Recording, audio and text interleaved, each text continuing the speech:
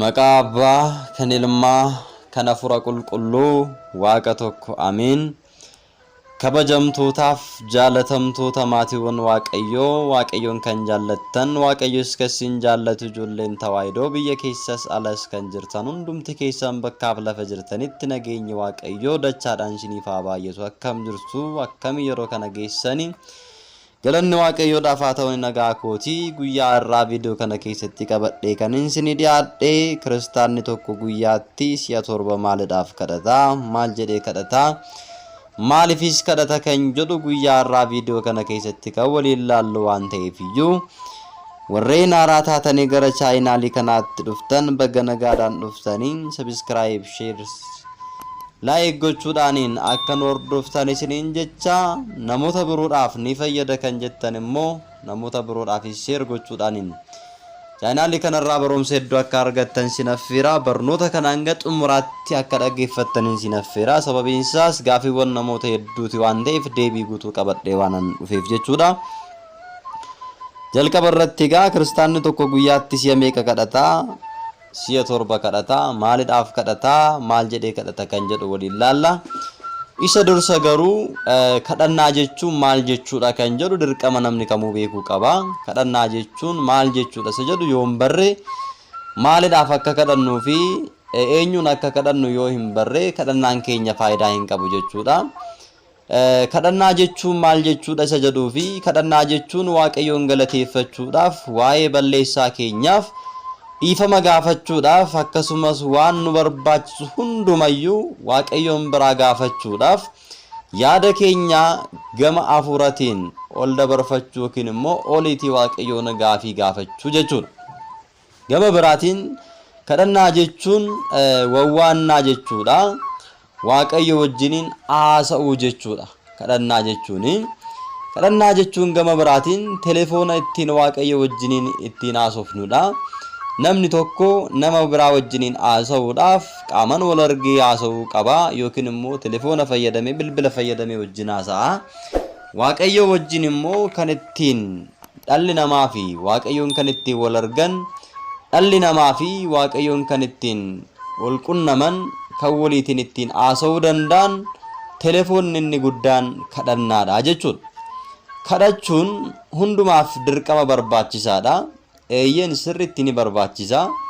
Waaqayyoon kadhachuun eeyyama Waaqayyo waan ta'eef kan nu barbaachisu hundumaafis ta'ee gargaarsa kan nuuf kennu yommuu nuti kadhannu waan nu gargaaruu danda'uuf, waan barbaannes waan nu kennuu danda'uuf diina keenya daabiloosin injifachuu kan ittiin dandeenyu kadhannaa fi sagada waan ta'eef kadhannaan dirqama hunduma keenyaaf barbaachisaadha jechuudha. Inni biraan yeroo akkamii kadhachuu qabna gaafiin jedhus ni ka'a. Osoo danda'ame guyyaa guutuu sa'aatii 24 kadhachuun ni barbaachisa. Yoo ta'uu baate immoo guyyaatti si'a 7 kadhachuun barbaachisaadha.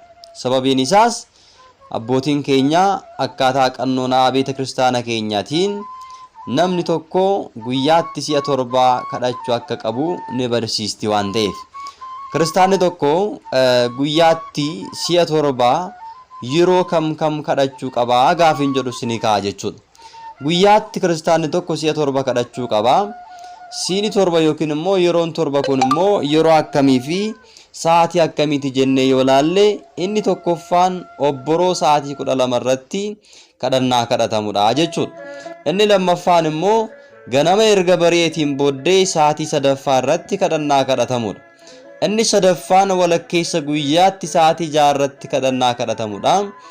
Inni arfaffaan immoo waaree booda sa'aatii 9 irratti kadhannaa kadhatamu yommuu ta'u, inni shanaffaan immoo galgala keessaatii sa'aatii 11 irratti kadhannaa kadhatamudha. Inni ja'affaan halkan keessaatii sa'aatii 3 irratti gara hirribaatti osoo hin deemin dursaa kadhannaa kadhatamu yommuu ta'u, inni dhumaa fi inni torbaffaan immoo waarii yookiin halkan walakkaa sa'aatii 6 irratti kadhannaa kadhatamudha jechuudha. Baay'ooliin waa'ee kadhannaa kanaatiin wal qabsiisuudhaan gaafiin baay'een ni ka'a. Ittaanee gaafiin ka'u kadhannaalee torbanuu armaan olitti heeraman yookiin immoo amma dubbanne kana eessatti kadhatamuu qabu kan jedhus gaafiin ni ka'a jechuudha. Deebii isaa gaafa laallu immoo obboroo fi galgala yookiin immoo ganamaaf galgala sa'aatii 11 irratti mana qulqullummaatti kadhachuu akka qabnu abbootiin keenya nu ajajaniiru. Warreen hafan garuu bakka jirrutti kadhachuu ni dandeenya, bakka jirrutti kadhachuu ni dandeenya. Kanas immoo abbooleen keenya kitaaba haqaa hafuurawaa keeyyata 14 irratti barreessaniitu jiru jechuudha. Sila kana ta'eefiyyuu kadhannaawwan galgalaa fi ganamaa osoo nuuf danda'ame mana qulqullummaa deemnee osoo achitti kadhannee baay'ee gaariidha jechuudha. Inni biraan gaafin itti aanu akkana kan jedhudha. Iccitii yookiin fakkeenyi kiristaanii tokko guyyaatti yeroo 7 kadhatu yookiin immoo kadhachuu qabuuf maalidhaaf si'a 7 guyyaatti maalidhaaf kadhannaa kan jedhus gaafin ni ka'a. Tokkoffaan obboroo sa'aatii 12 irratti iccitiin nuti halkan hirriba keenya dammaqnee ganama gaafa sa'aatii 12 ta'u kadhannuuf iccitiin isaa inni guddaan inni jalqabaa Waaqayyoon gooftaan keenya dukkana halkanii keessa nu dabarsee ifa guyyichaa kan nuuf kenne yeroo kana waan ta'eef ificha akka nu agarsiiseef yeroo kanas immoo kadhannaadhaan Waaqayyoon ni jajannaa jechuudha. Waaqa dukkana keessa na dabarsitee ifa guyyaa kanaatiin ifa barii kanaan kan nageesse galanni fulfinni siif haa ta'u jennee Waaqayyoon ni galateeffannaa jechuudha. Lammaffaa irratti immoo abbaan keenya Addaam yeroo kanattidha.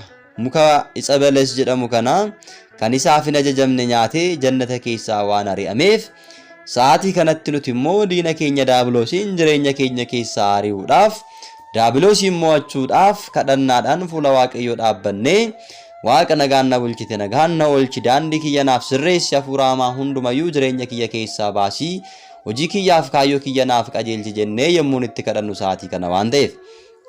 Inni sadaffaan sababiin ganama sa'aatii 12tti kadhannuuf yeroon kun yeroo itti gooftaan keenya Yesuus Kiristoos beenyaa cubbuu keenyaa baatee fuula Phiilaaxoos fuulduratti itti dhaabbatee itti qoratamee fi itti tuffatamedha jechuudha. Kanaafuu kiristaanni kamiyyuu isaan kanaa fi kanneen kana fakkaatan yaadachuudhaan yeroo kanatti uumaa isaa kadhachuun barbaachisaadha jechuudha. Nuti murtiidhaaf ta'uudhaaf kan malle nuti firdiidhaaf dhaabbachuudhaaf kan malle gooftaan keenya Yesuus Kiristoos murtii keenyaa fi firdii keenya cubbuu keenya baatee fuula Phiilaaxoos fuuldura dhaabbatee yeroo itti himatame yeroo itti tuffatame waan ta'eef nu kabajuudhaaf sa'aatii itti tuffatame waan ta'eef sa'aatii kanaaf yeroo kana oolmaa Waaqayyo nuuf raawwate yaadachaa kadhannaa kana ni kadhannaa jechuudha. Inni lammaffaan sa'aatii sadaffaatti ganama keessaa sababiin itti kadhannuuf inni jalqabaa kiristaanni tokko yeroo sa'aatii sadaffaa irratti kadhachuun akka qabu kan ajajameef tokkoffaan yeroo kanatti giiftiin keenya qulqulleettiin durboommaadha yeroo itti sagalee misiraachoo ergamaa Waaqayyoo qulqulluu Gabri'eel itti dhageessedha jechuudha. Akkuma wangeela Luqaasii boqonnaa 1 lakkoofsa 28 irratti nagaan siif haa ta'u yaa ayyaana qabeetti ati dubartoota hunduma keessaa kan eebbifamtedha firiin garaa keetiis kan eebbifamedha jechuudhaan misiraachoo gammachuu Waaqayyo abbaa biraa gara biyya Naaziriitti bakka Galiilaa jedhamtutti ergamaan Waaqayyo qulqulluu Gabri'eeliin dhufee misiraachoo itti hime sagalee misiraachoo itti dhageesse nutis immoo sagalee misiraachoo itti dhaga'uudhaaf eebba Waaqayyo irraatii argachuudhaaf yaadannoo kana sababeeffachuudhaan kadhannaa kana gara Waaqayyootti ganama keessaa sa'aatii 3 irratti ni taasifannaa jechuudha.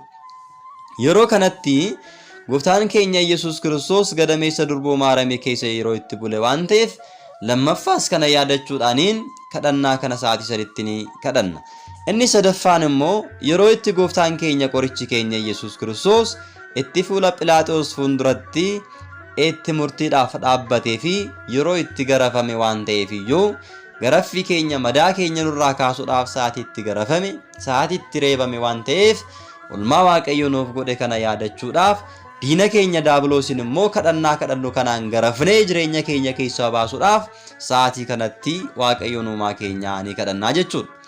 Inni dhumaa yeroo kanatti Hafuurri Qulqulluun yeroo itti duuka buutaadhaaf itti bu'e waan ta'eef nuufis kennaan Hafuura Qulqulluu akka nu laatamuuf jireenyi keenya akka eebbifamuu fi hafuura hamaa jireenya keenya keessaa akka baasuu dandeenyuuf yeroo kanatti Waaqayyo uumaa keenya kadhannaadhaan fuula isaa dhaabbannee galateeffachuun barbaachisaadha jechuudha. Inni sadaffaan walakkeessa guyyaa sa'aatii 6tti kiristaanni tokko maalidhaaf kadhata kan jedhuu fi inni jalqabaa yeroo kanatti gooftaan keenya Yesuus Kiristoos waa'ee keenyaaf jedhee tulluu Qaraani'oo irratti sa'aatii itti fannifamedha waan ta'eef murtiin itti murteeffamee fannoo sana baatee gara Qaraani'ootti ol bahee Gooftaan keenya Yesuus Kiristoos ilaaduu kan mallu Gooftaan keenya Yesuus Kiristoos yeroo itti fannoo irratti fannifamee murtii du'aa fudhatee gara fannootti ol bahee itti fannifamedha. Inni lammaffaan immoo mismaarota Saadoor, Alaadoor, Daanaat, Adeeraa fi Roodaas jedhamanuun yeroo itti waraanname waan ta'eef waraansa cubbuu keenyaa Gooftaan keenya Yesuus Kiristoos bakka keenya bu'ee sa'aatii itti waraanname sa'aatii itti fannoo irra itti ole waan ta'eef nuti sa'aatii kana yaadachuudhaan Gooftaa keenya uumaa keenya Yesuus Kiristoos oolmaa isaa yaadachuudhaan sa'aatii itti kadhannu waan ta'eef jechuudha. Tokkoon kiristaanaa yeroo kanatti Waaqayyoon yeroo itti galateeffatuu fi uumaa isaa yommuu itti kadhatudha jechuudha. Inni biraan arfaffaa irratti waaree booda sa'aatii 9 irratti kiristaanni tokko maaliidhaaf kadhata kan jedhuuf inni tokkoffaan Gooftaan keenya Yesuus Kiristoos qulqulleettii lubbuu isaa eeyyama isaatiin ulfaataa foon isaa irraa sa'aatii ittiin addaan baasedha jechuudha. Foon isaadhaan gara boollaatti lubbuu isaadhaan gara si'oolitti sa'aatii itti deeme waan ta'eef jechuudha. Yeroo kanatti Gooftaan keenya Yesuus Kiristoos jechoota 7 fannoo irratti dubbatedha.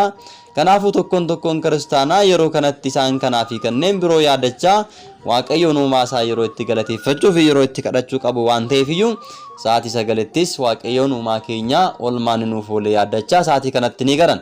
Inni shanaffaan galgala keessaa sa'aatii 11 irratti maaliidhaaf kadhannaa kiristaanni tokko maaliif kadhata kan jedhuuf yeroo itti Gooftaan keenya Yesuus Kiristoos gara awwaalaatti itti bu'ee waan ta'eefidha jechuudha. Awwaala keenya du'a keenya fudhatee gara awwaalaatti bu'ee ilkee du'aa cabsee jireenya nuu kennuudhaaf bilisummaa dhugaa nuuf kennuudhaaf sa'aatii itti foon isaadhaan gara awwaalaatti bu'ee waan ta'eef yeroo kana yaadachaa ni kadhan.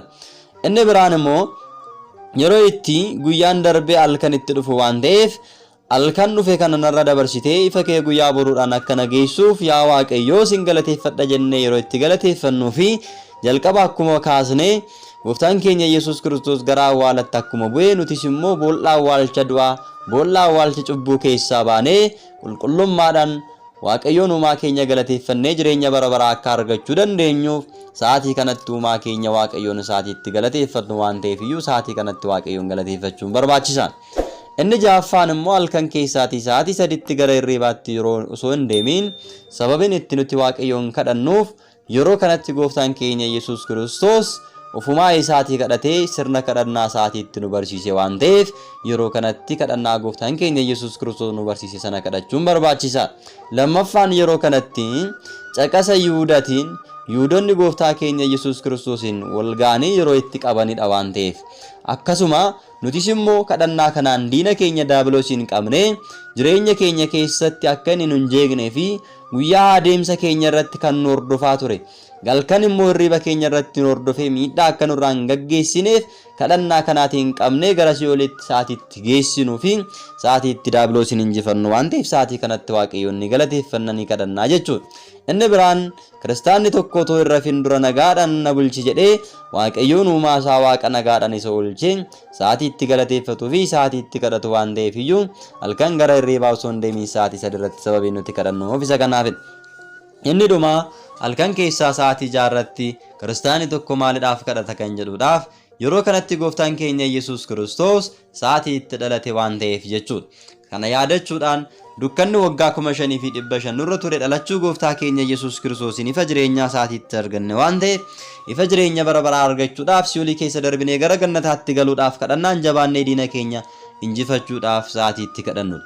Inni lammaffaan yeroo itti Gooftaan keenya fayyisaan keenya Yesuus Kiristoos awwaala narraa saaqaa uffata narraa hiikaa osoo hin jedhin sa'aatiitti du'a moo'ee ka'e waan ta'eef nutis du'a cubbuudhaan dhufu hunduma mo'annee jireenya bara baraa argachuudhaaf gara jireenya bara baraattis galuudhaaf kadhannaa kana jabaannee hirriba hamaa sana keessaatii kaanee Waaqayyoon uumaa keenya kan itti galateeffannuu fi itti kadhannudha. Inni sadaffaan namni akka yaada Waaqayyootti jiraachaa ture. Qulqulluun Daawit faarfannaa isaa irratti faaruu 118 cuftuu keessatti 119 lakkoofsa 62 irratti si galateeffachuudhaaf halkan walakkaan hanqaa kan inni jedheef irratti buuruudhaan Phaawulos fi Siilaas mana hidhaa keessatti yeroo isaan itti waaqayyoon kadhatan waan ta'eef nutis immoo fakkeenya kanaatiin halkan walakkaatti waaqayyoon galateeffachuudhaaf hirriiba sana mo'annee fakkeenya du'aa kan ta'e hirriiba mo'annee jireenya bara baraa argachuudhaaf waaqayyoon uumaa keenya kan itti kadhannu waan ta'eef inni biraan Maatiyos 26:41 irratti gooftaan keenya Yesuus Kiristoos dhufaatii isaa ilma namaa halkan yookiin immoo halkan walakkaa yookiis immoo iyya indaaqqoo yookiin immoo erga bari'ee ta'ee hin beekamu waan ta'eef qophaatii taa'aa kan inni itti jedhee waan ta'eef waaqayyoon gooftaa keenya uumaa keenya kanarratti hundaa'uudhaan sa'aatiin dhufaatii waaqayyoo kan ittiin beekamne waan ta'eef kana yaadannee yeroo kamiyyuu waaqayyoon uumaa keenya kan itti kadhannu waan ta'eef waaqayyoon galateeffachuu fi kadhachuun barbaachisaadha. Egaati qophii kanarraatii barumsa hedduu akka argattan abdii guddaan qaba. Hiriyoota keessaniif yeroo akka gootanis abdiin qaba. Kabajamtootaa fi dhaggeeffattoota hordoftoota chaayinaalee kootii egaati barnoota kiyya guyyaa har'aa asumarratti goolaba. Yeroo itaan immoo kiristaanni tokko osoo kadhannaan jalqabin dura maal gochuutu isarraatii eegama kan jedhu qabadheen isinii dhiyaadha. Hanga viidiyoo lammaffaadhaan ol arginutti nagaan tura. Wasbaat ለእግዚአብሔር